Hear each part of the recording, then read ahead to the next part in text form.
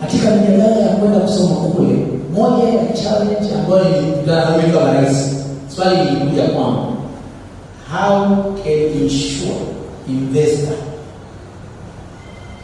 kwenye nchi yetu?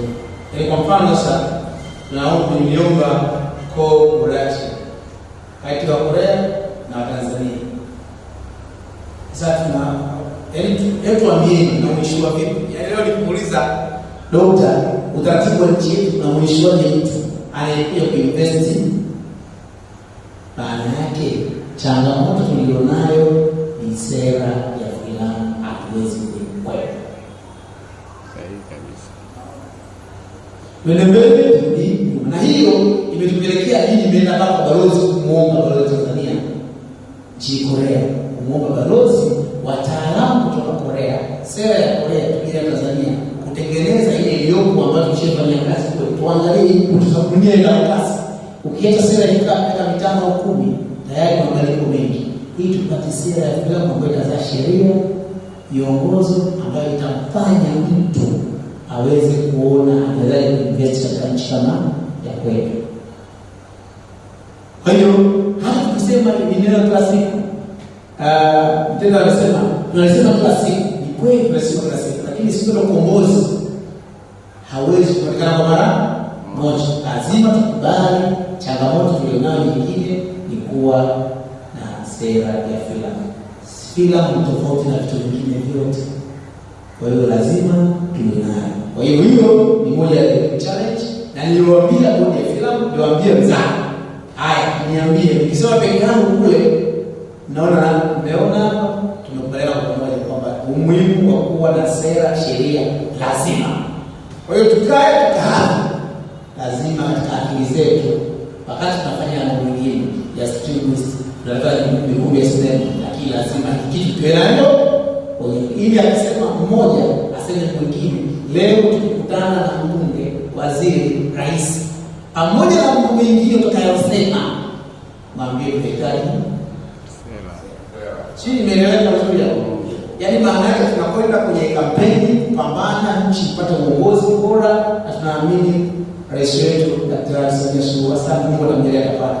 Tukikutana naye ukuuliza swali, ukisema mwingine yote achana kwa hiyo kwa pale kwa ajili ya maisha kesho, mwambie tunataka sera ya filamu. Hiyo ndio kauli mbiu ya kila msanii. Jambo la 4, wakati tuko pale Dokta alisema tutasika, tulifanya maombi haya yalikuwa kesho siku 2 mpaka siku ya Jumapili kufanya kazi maosa ya Jumapili waziri wa Korea, na Mungu akijalia inshallah tutakuwa na kitu ambacho ni ukombozi kwa tasnia yetu ya filamu.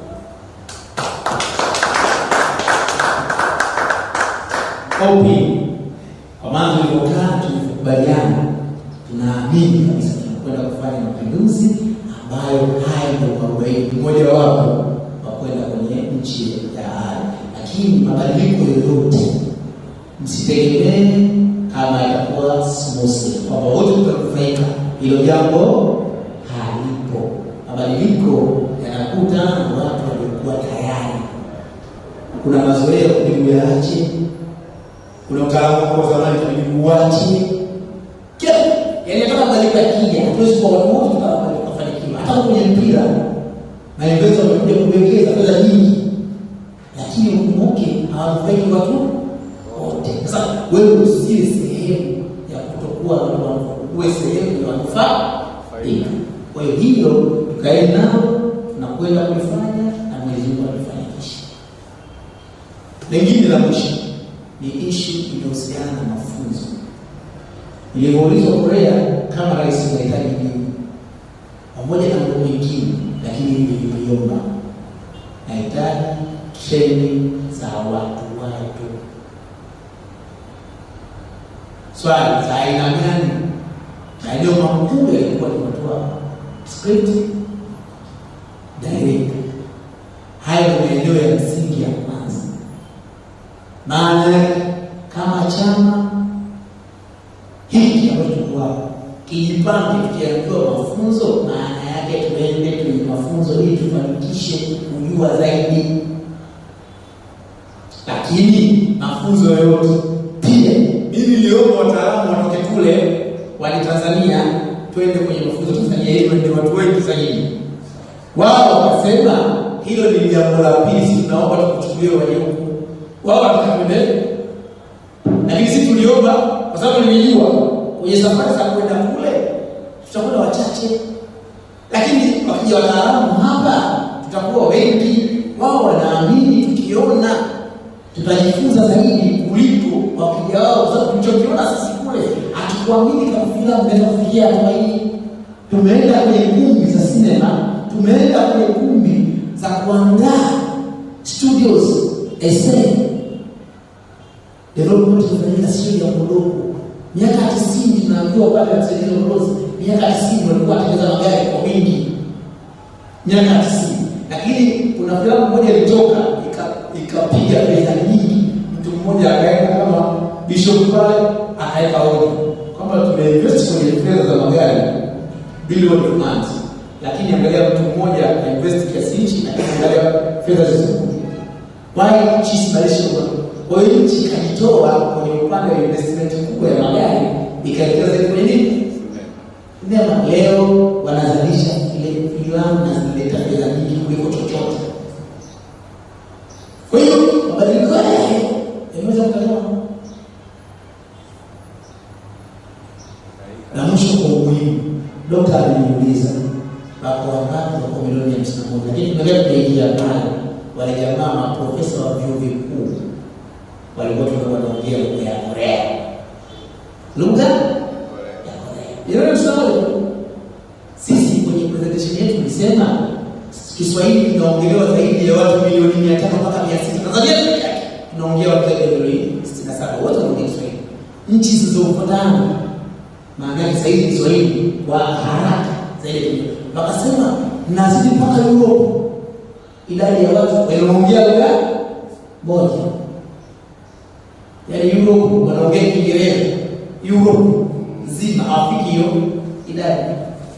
Nyinyi maana yake ngombe ni mtaji, kitulia hapa kwenye lugha yenu, utamaduni wa safira unaingia hapa. Sasa mmoja mmoja filamu zao zote wanaeleza lugha yao. Alafu yakipita maneno itakuwa translation. Lakini kwanza lugha.